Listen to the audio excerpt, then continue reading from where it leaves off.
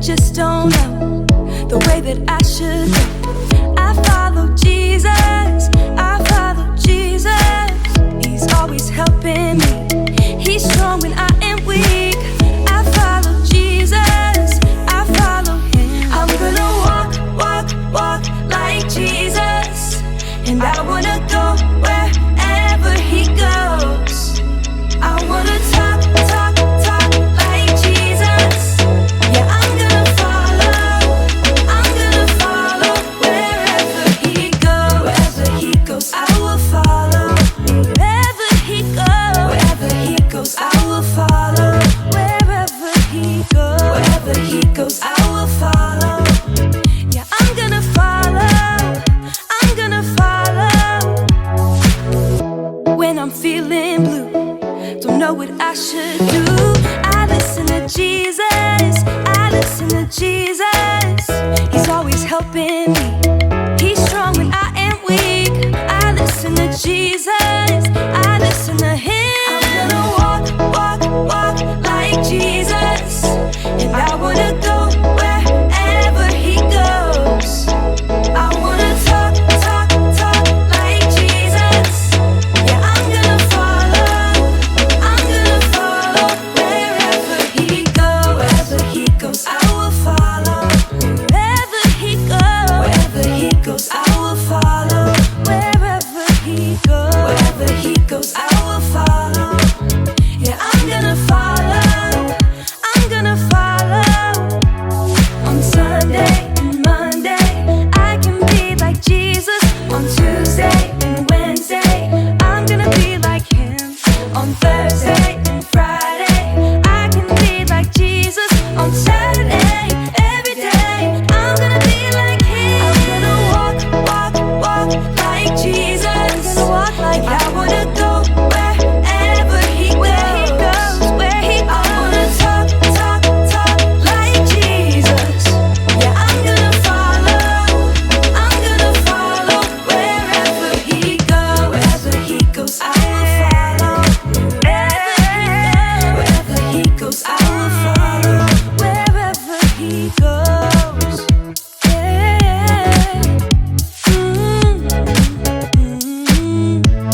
Wherever he goes.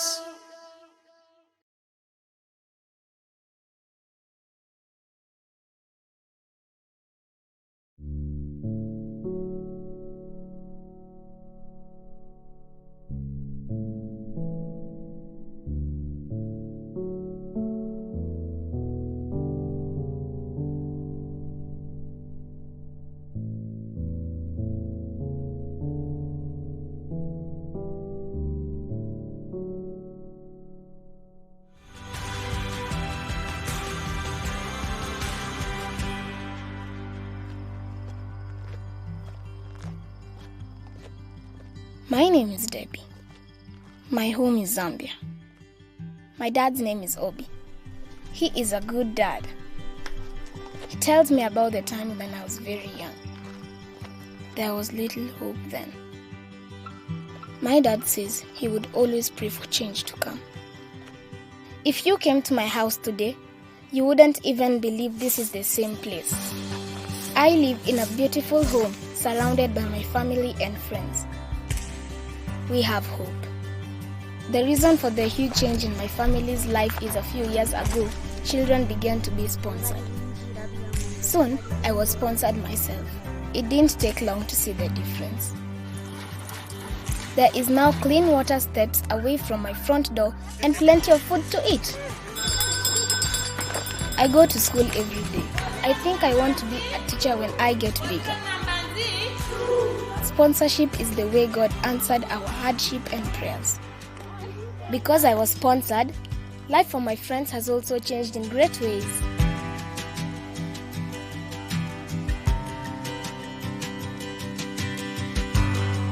For my best friend Brenda and her grandmother, sponsorship means that they can have good, clean water. She was afraid of getting water before because during the rainy season, the stream was very deep and she could have drowned. The water was dirty and would make her sick. But even though she hasn't found a sponsor yet, she has good water just like me. One of the kids in my village is Adam. He might have the biggest smile in Zambia. Adam just turned 5, but still has trouble with his stomach. And even though he isn't sponsored yet, he can go to the clinic to get the help he needs. For my classmate Beatrice, my sponsorship means that her father and others like him received help to grow food.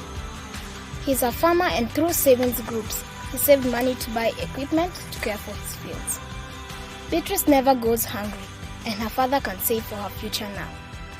And for my neighbor Lightwell, he loves to read. Because of sponsorship, he's one of the best readers in my whole village. All the kids get to attend a reading camp where we get extra time of learning. Lightwell can't wait for the class each week. Education guarantees our future. Death used to be common in my village. It almost killed our hope. But now the 5 of us have something else in common: life.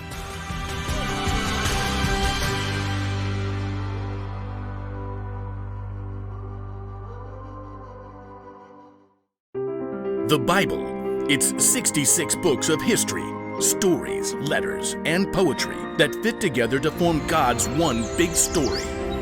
The epic adventure of how He created us and loves us so much that He made a way to rescue us. As we travel through the Bible, from Genesis to Revelation, we discover people who met God and found their lives changed forever. Now, for an amazing story, inspired by the book of Exodus, chapter 17, verses 8 through 13. God had freed the Israelites from slavery in Egypt and led them into the desert. But with no home of their own, the Israelites were still wide open to enemy attack as they traveled. One evening, as Moses walked through the camp, his assistant Joshua raced up. Amalekites! Where? How many? Just a few men right now. They attacked at the rear, where many of the women and children are. But we beat them back. They'll come in full force tomorrow. Moses turned to survey the land around them in the last rays of the setting sun. The whole valley of Rephidim spread out before them. Nearby, a high hill provided a lookout for the whole countryside. We have no army. We'll have to fight. You choose our best men and get ready for battle in the morning. Will you come with us? No, Moses pointed at the hilltop. I'll climb up there and hold up the walking stick that God gave me. Both men looked at the sturdy staff in Moses' hand. It was no ordinary stick. Moses had lifted the staff when God had parted the water of the Red Sea so the Israelites could escape. Yes, sir. I'll call the men. In the great chill before dawn, Joshua and his group of inexperienced fighters prepared for battle against the Amalekites. I've never held a sword. God has saved us many times. He can do it again. As the ragtag army gathered at one end of the valley, Moses climbed the hill with his brother Aaron and his friend Hur. So, Moses, what's the plan? Yeah, those Amalekites got some mean fighters. We'll call on God.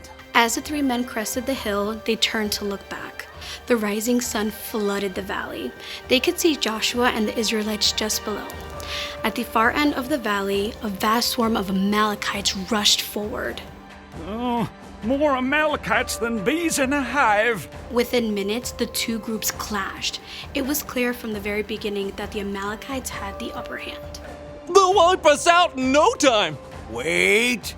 At the very crest of the hill, Moses grabbed his staff and raised both hands high in the air. Our God is stronger than any enemy. In a short time, the tide seemed to turn. Well, what do you know? Joshua's pushing them back. The Israelites steadily beat back the Amalekite army. But as the sun rose and the heat increased, Moses' arms grew tired. Little by little, his arms sank down. Uh-oh. The Amalekites have busted through our line right there. We were doing so well. God, help us. With an effort, Moses lifted his hands high again.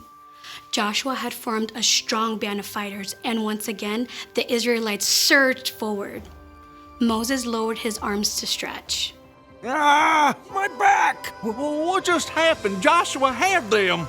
Moses stepped forward to see, raising his hands high again. Aaron turned to stare at his brother. It's your hands. When your hands are raised up toward God, we're winning. Yeah, and when you drop them, those fool Amalekites start to win. Yes, but I can't do this all day. Moses' arms began to shake. Hold it one more minute. I got a rock-solid plan. Aaron? Together, Aaron and Hur rolled a huge stone to the place where Moses stood. Now, you set yourself right down, Mo. Carefully, Moses lowered himself onto the rock, fighting to keep his hands high in the air. My arms! We got it, brother. Aaron and Hur each stood on one side of Moses and held up a hand. Whew!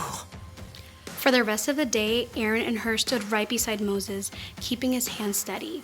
By sunset, Joshua and the Israelites completely defeated the Amalekites. Look at him run! The Amalekites had been defeated by God's power, but it was only by working together with his friends that Moses had been able to keep his hands lifted high all day.